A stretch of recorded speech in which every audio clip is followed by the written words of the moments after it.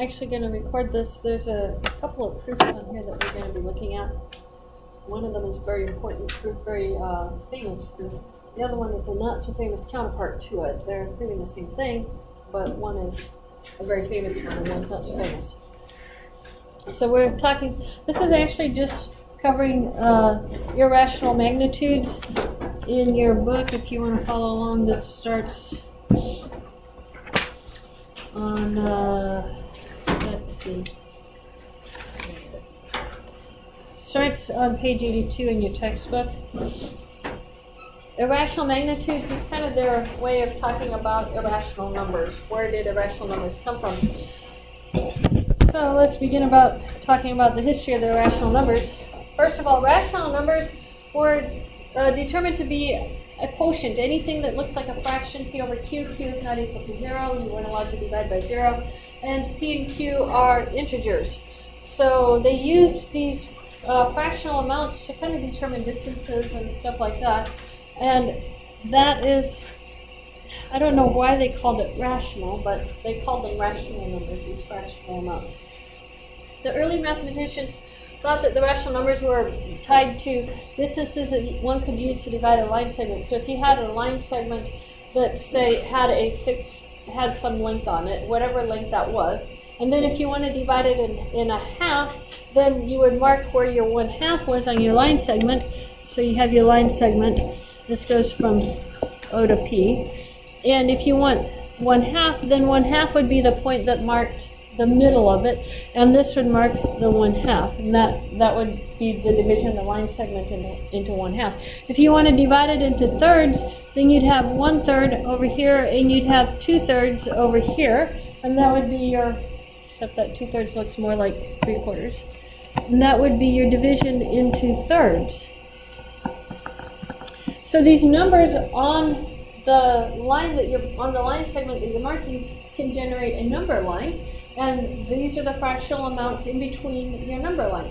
And so the early mathematicians actually thought that these were the only numbers on the number line. You had your integers, and you had, in fact, positive integers, and then you have these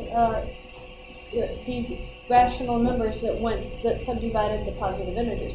And you could almost convince people of that today. You know, anytime you want to measure a distance, we always measure it using rational amounts. The decimals are never non-ending, non-repeating, non-terminating decimals. You always measure things in rational amounts. So this is what the early mathematicians thought. Everything had to be measured in rational amounts. These numbers turned out to not be the only ones. As we know, we have irrational numbers. And Hippasus of Metapontum is credited with the discovery of the square root of 2. And the square root of 2 came from being the diagonal of a square whose sides are length 1. So if you have the sides of length 1 and you want to find the diagonal, then you get the square root of 2 using the Pythagorean theorem. 1 squared plus 1 squared is 2, and that has to be the square, so the length of it's actually the square root of 2. Hippasus was a Pythagorean. There was actually 2 different types of Pythagoreans at that time period, and they didn't like each other. One was blamed of actually just trying to maintain the status quo and not let anything else come into being, and they were kind of a smaller group that kind of broke away from the Pythagoreans. And Hippasus was blamed of being the leader of that group for one time period. But then in the same time period, he's referenced by another historian as being the leader of the other group. So which group he was, we don't know. Historians put him in both groups. He lived in the late 5th century. This is about a century after Pythagoras lived. His birthplace is either Metapontum in Italy or Croton, also in Italy. It's not sure which one, but this is the one historically that they give his birthplace as being. And then he is said to have perished at sea for revealing the secret of irrational numbers to outsiders. The Pythagoreans tried to keep this a secret for quite some time. And Hippasus is said to have died at sea for revealing this to outsiders. Some people believe that he was actually banished from the Pythagoreans, and they just erected a tombstone in his honor. We're not sure which one it is. The problem is that all the historical stories referencing this don't all say that it was because he revealed the square root of 2 existence. Each story has a different reason for why he was either banished or died at sea. But it was either he was banished or he died at sea, and then the reasons were somewhat vague as to why this happened. So a little bit of intrigue going on here. The irrational numbers. We have a statement, there is no rational number corresponding to the point P on the line where the distance OP is equal to the diagonal of a square having a unit side. So here is our distance O, and here's going to be P. And if we think about this kind of being a circle, we want this distance right here to be 1. So that means that this distance OP is also going to be this distance right here. And it becomes the hypotenuse of a right triangle or the diagonal of a square. And if that is a unit length on it, then OP cannot be a rational number. Which, if you think about it, if that's unit length, the length of the diagonal is the square root of 2. So this is the same thing as saying the square root of 2 is irrational. Except they had a much longer way of saying it back then. Because these numbers were new, and because people didn't know what to do with them or where they actually fit in the big scheme of things, they were given the name irrational, as in non-rational. The other numbers were called rational numbers. Why exactly? The historians didn't know, but it didn't specify. But these ones are called irrational because the other ones were rational. So this is kind of like how we have the imaginary numbers that we use today. Same type of naming convention. We didn't really think they were useful, so we called them imaginary. And it turns out they're highly useful, and you see them a lot when you're studying things of the tiny nature. So irrational numbers, a naming convention given when we really didn't understand their uses. And not surprisingly, this is very disturbing to the Pythagoreans. It actually messed up their entire way of dealing with their geometries and stuff. They had to review all of their geometries that they were doing. They had a concept for any two given line segments. One is able to find some third line segment that can be marked off as a whole number of times into each of the two given segments. In other words, what they're saying is if you have two integers or rational numbers, we'll go with integers, it's easier to visualize. If you have two integers, you can find a third integer that is a factor of both of those integers. That's what they're saying. You can find, but not necessarily an integer, you can find a third number who is also a factor of both of those integers. And you think about it, and you think, okay, I've got to be able to do that. That seems plausible.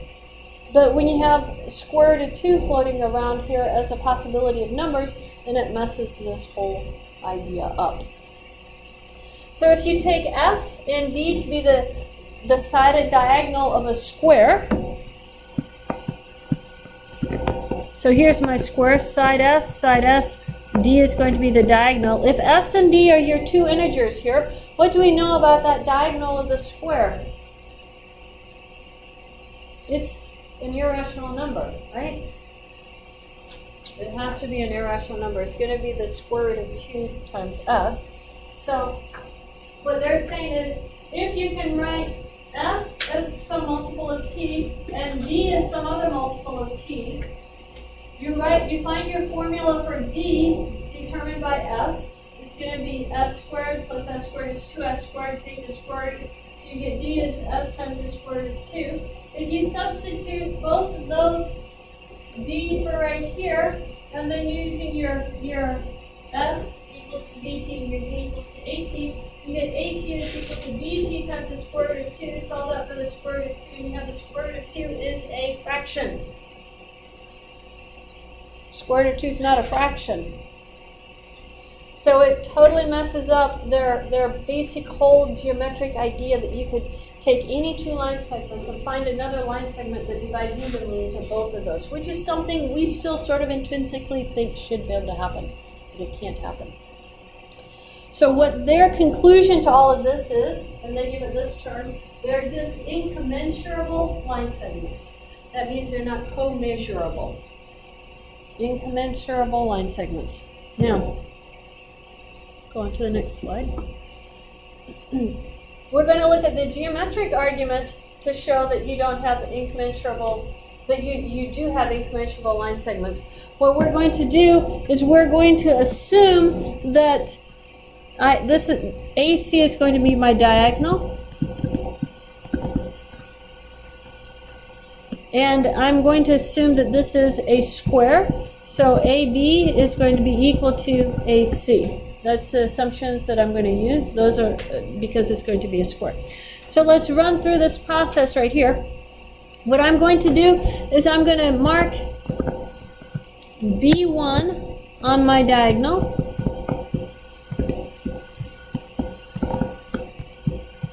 Such that CB1 is going to be the same length as AB. Or BC if you want. It doesn't matter. I'm going to go with BC because it's going to fill in my picture a little bit better. So this length over here is the same as this length over there. That's what we're going to do. Now, what we're going to do is draw B1C1. That'll catch up in a moment. So that B1C1 is perpendicular, ran out of room, is perpendicular to AC. And C1 is on AB. Okay. So I have my C1 on AB, and I know that my B1C1 is perpendicular to my AC. Now, how does this help? What we're going to do is we're going to construct for ourselves two triangles right here that are congruent. Why would triangle CB1C1, why is this top triangle here congruent to the lower triangle here? Well, I'm going to show that. But those two sides are equal, that side is equal, and what do I know about this angle? If that's 90 degrees, that's 90 degrees. And I know this is a square, so that one's 90 degrees. So I have two right triangles, and they have two common lengths on the sides.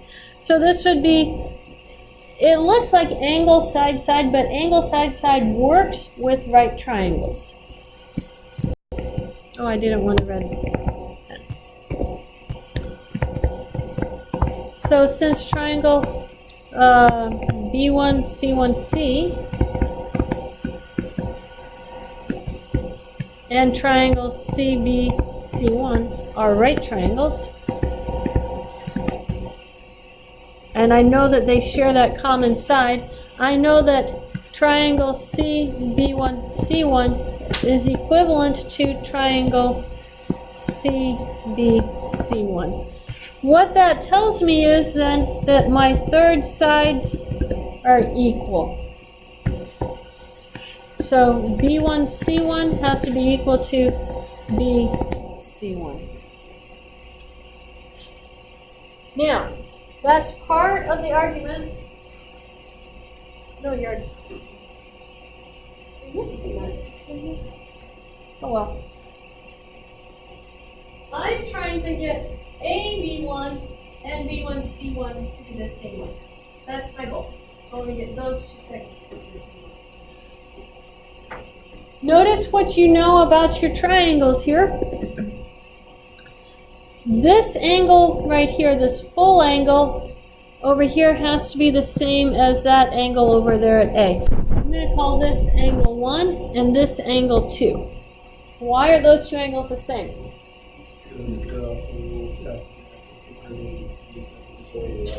It's already a right triangle, and the angles have to sum up to 180 degrees, and each of these sides are equal.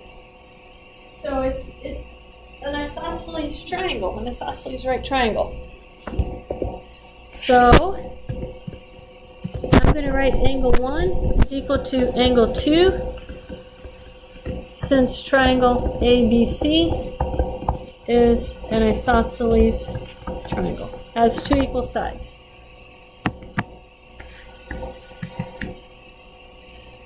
Now, how do I get to show, if I can show that angle A is equal to this angle right here, it's close. I'm going to call this angle angle 3. Okay, how do I show that angle 2 equals to angle 3? It is a right triangle, and I know what angle 2 is. And because it's a right triangle, and I know what angle 2 is, and I know the angles have to sum to 180, I know what angle 3 has to be. And it has to be the same measure as angle 1, because it's similar triangles to the big triangle. That's the argument. Since triangle ABC is similar to triangle AB1C1, I know that angle 2 has to be equal to angle 3. If angle 2 equals to angle 3, I know I have an isosceles triangle. That tells me that AB1 has to be equal to B1C1. Okay. Now that is the biggest part of the proof. The rest of it is just being able to say that they're commensurable. So what we're assuming, I'm going to assume that AC is equal to some amount, I'm going to go with my AP, times some T1. And I'm going to assume that AB is equal to some AP times some R1. Two different numbers here, but they're divisible by AP. Let's write down what AC is equal to. In terms of the line segment, I know that AC is equal to B1C plus AB1, right? So what does that tell you? Let me see which way I wanted to write this down. What does that tell you about, also tell me about the AC1. What is AC1 equal to? Let me write that first. I'm running out of room. What is AC1 equal to? It's the total line AB minus C1B. But what is C1B equal to?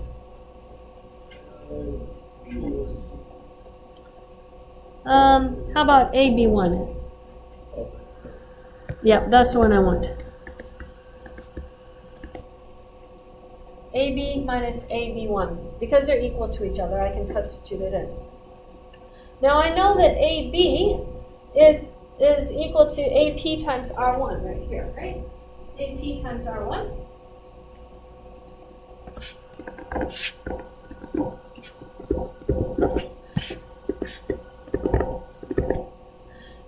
Now I would submit to you that AB1 is also a measurement of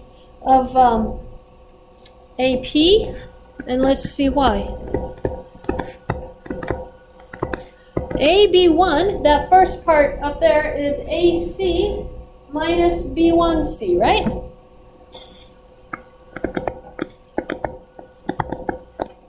But if this B1C at the very beginning was equal to BC, it's also equal to AB. So that's what I'm going to write it as.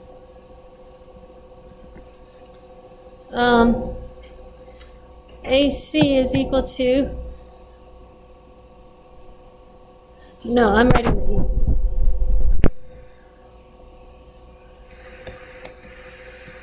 And then the B1C, we were substituting that, was going to be equal to our AB, because they're equal to each other. But then the AC, we used our definition, where'd it go? AC is equal to AP times T1. So I have AP times T1, and AB is going to be AP times R1. So I can factor that out, and I get AP T1 minus R1. So what have I done? This is important. Watch carefully. I have my AB1 is this length right here, and my AC1 are commensurable by AP. AP divides into both of those. That triangle AB1C1 is half of a square of some form.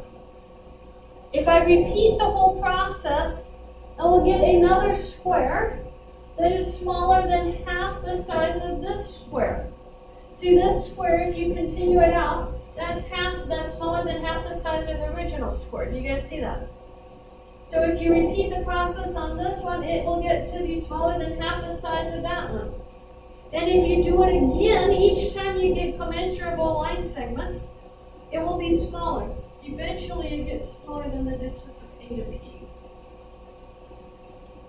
Repeating the process yields commensurable line segments that are smaller than the distance A to P, but A to P is what divides them. Therein lies the problem. Do you guys see that? That's the problem. You can keep repeating this process. Gotta wait for the pen to catch up.